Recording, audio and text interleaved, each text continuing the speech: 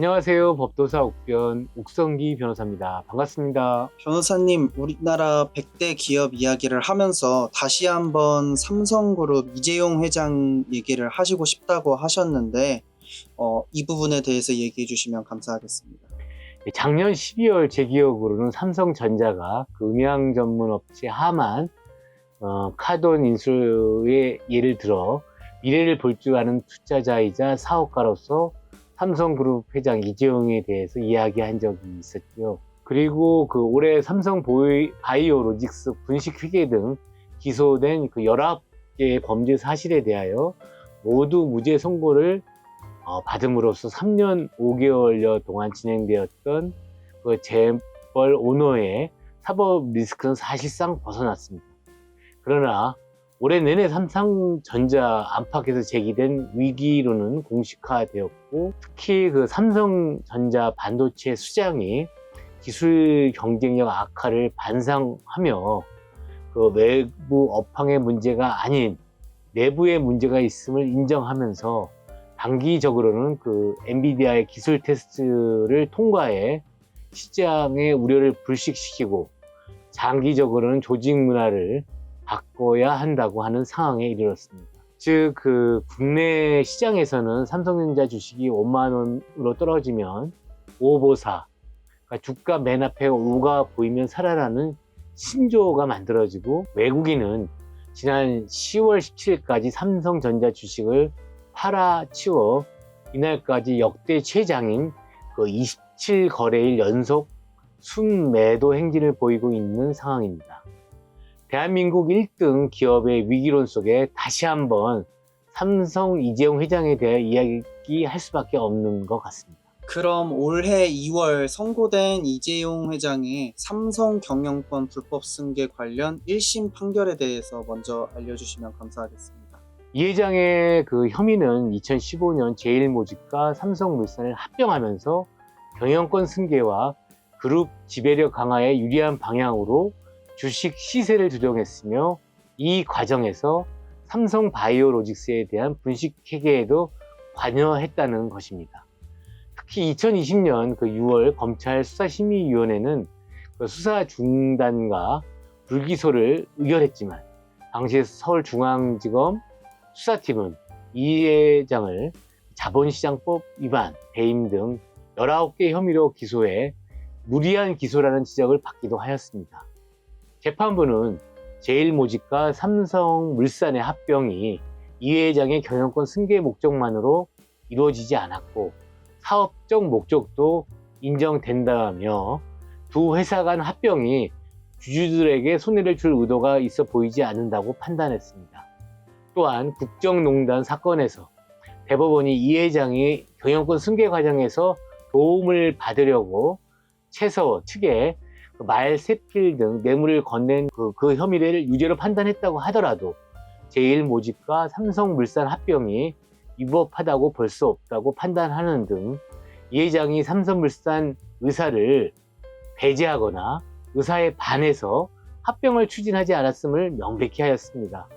뿐만 아니라 삼성바이오로직스에 대한 분식회계 혐의에 대해서도 분식회계 고의를 인정하기 어렵고 회계 기준을 위반했다고 합리적 의심 없이 인정하기 힘들다고 판단하였습니다. 즉, 2015년 삼성이 이 회장의 지분이 높은 제일모직 주가를 부풀려 삼성물산과 제일모직의 합병 비율을 조작하려 했고, 그러기 위해 제일모직의 자회사 삼성바이오로직스에서 대규모 분식 회계를 하였다는 것이 검찰의 입장이었으나, 지배의사가 피지배의사에 대하여 지배력을 가지고 있는지에 대한 판단이 바뀔 때, 즉 그 보유 기간 동안 장부 가치로 기록되어 있던 피지배 회사 주식 시장 가치와 관련해서 이를 한꺼번에 기록하는 이른바 지배적 변경 회계 처리에 대하여도 분식 회계하였다는 검찰의 주장을 받아들이지 않았습니다. 다음으로 엔비디아 고대역폭 메모리가 사실상 거래가 불발되는 등 삼성의 위기 관련해서도 좀 알려주시면 감사하겠습니다. 삼성전자는 그 올해 3분기 연결 기준 매출이 79조 원, 영업이익이 9조 1천억 원을 기록한 것으로 잠정 집계되었고, 지난 10월 8일 공시했는데, 매출은 전분기 대비 6% 늘었으나 영업이익이 12% 줄며 사실상 시장 기대치 10조 원에 못 미치는 어닝 쇼크를 냈습니다. 삼성전자 창립 이래 처음으로 전영현 삼성전자 DS 부문장 부회장인데, 그분이 그 잠정 실적을 발표한 뒤 시장의 기대에 미치지 못하는 성과라며 송구하다고 사과하였습니다. 그간 그 HBM3E 제품의 그 엔비디아 품질 테스트 통과와 납품에 관한 긍정도 부정도 하지 않던 삼성전자는 그 실적 참고 자료에서 HBM3E의 경우 예상 대비 주요 고객사와의 사업화가 지연되고 있다고 밝힌 반면, 경쟁사인 SK하이닉스는 HBM3E 8단 제품을 엔비디아 등에 공급하고, 최근 엔비디아 최신 AI 가속기인 블랙웰에 들어갈 12단 제품 양성에 들어가는 등 삼성전자는 그 D램 1위 자리도 위협받고 있는 것입니다. 이에 그 전영현 부회장은 위기 극복을 위한 방안으로 기술의 근원적 경쟁력 복원을 첫 번째로 꼽고 있습니다. 즉, 그 현재 삼성전자 반도체가 직면한 문제는 반도체 기업의 생산성, 수익성 기술력을 가늠하는 지표인 수율.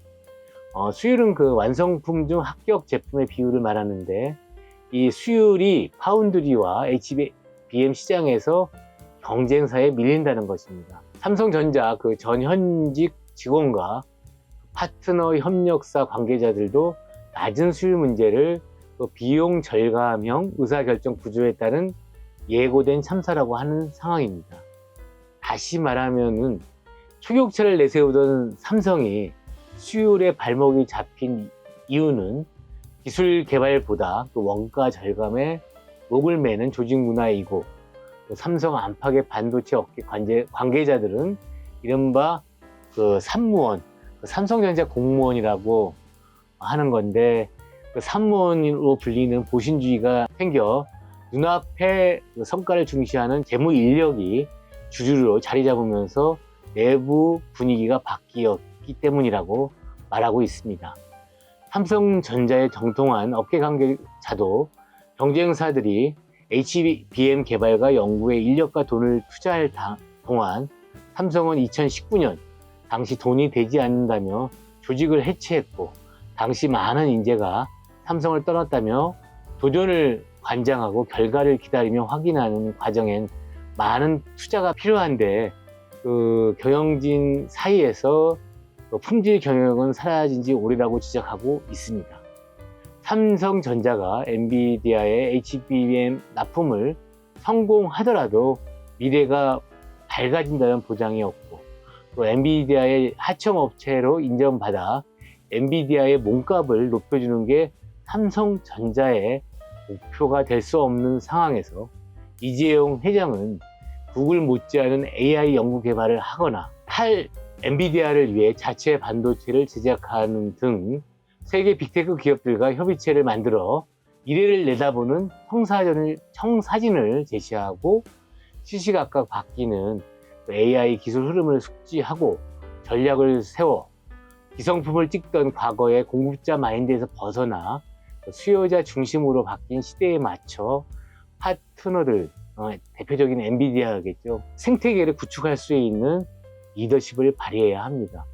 19개의 범죄 사실 중 1개도 유죄 인정되지 못하고 무죄 선고됨으로써 불이한 기소였음이 확인된 그 이재용 회장의 사법 리스크가 검찰의 항소로 계속 재판이 진행되고 있다는 것이 다소 안타깝습니다. 네, 변호사님 답변 감사합니다.